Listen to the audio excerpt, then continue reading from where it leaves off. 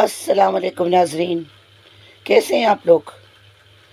میری ایک پچھلی ویڈیو میں سر سید احمد خان کے بارے میں ایک لیکچر دیا گیا تھا، تو خوش باتیں تو میں نے بہت کر لیں۔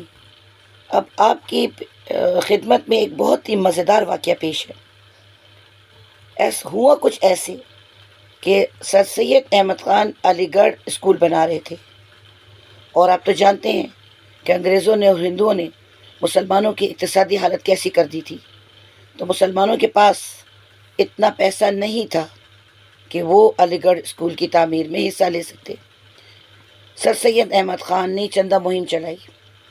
ایک دن سید صاحب اپنے دفتر میں کام کر رہے تھے، تو کچھ ناچنے گانے والی، جنہیں طوائفیں کہا جاتا ہے، وہ سید صاحب کے آفس میں داخل ہوئی اور انہیں چندہ پیش کیا۔ اس وقت سید صاحب کے آفس میں کچھ نوجوان کارکن بھی بیٹھے ہوئے تھے۔ جب انہوں نے سید صاحب کو طوائفوں سے چندہ لیتے ہوئے دیکھا تو غیرت کی وجہ سے ان کا منہ لال ہو گیا، اور دل ہی دل میں وہ پیچ و تاب کھانے لگے کہ سید صاحب کیا کر رہے ہیں، ایک اسکول کے لیے طوائفوں سے چندہ لے رہے ہیں، اب ہمارا اسکول طوائفوں کے چندوں سے بنے گا۔ لیکن سید صاحب نے بہت اطمینان سے طوائفوں سے چندہ وصول کیا اور انہیں رسید کاٹ کے دے دی اور ان کا شکریہ ادا کیا۔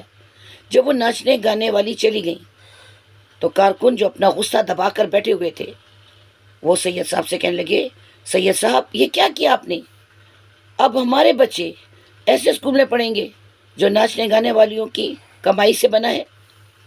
سید صاحب بہت اطمینان سے اپنی جگہ پر بیٹھے رہے، اور اسی اطمینان سے انہوں نے جواب دیا کہ آپ لوگ یہ کیوں بھول جاتے ہیں کہ اسکول کی عمارت میں بیت الخلاء بھی بنے گا، تو میں بیت الخلاء، باتھ روم اسی کمائی سے بناؤں گا۔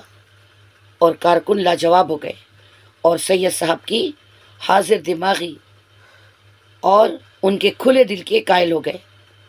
تو یوں تو وہ سر سید احمد خان نہیں تھے۔ امید ہے کہ یہ واقعہ آپ کو پسند آیا ہوگا، اور سر سید احمد خان کے بارے میں جو غلط فہمی ہے وہ دور ہو گئی ہوں گی۔ ویڈیو اچھی لگی ہے تو لائک کریں اور کمنٹس دیں اور سبسکرائب بھی کریں۔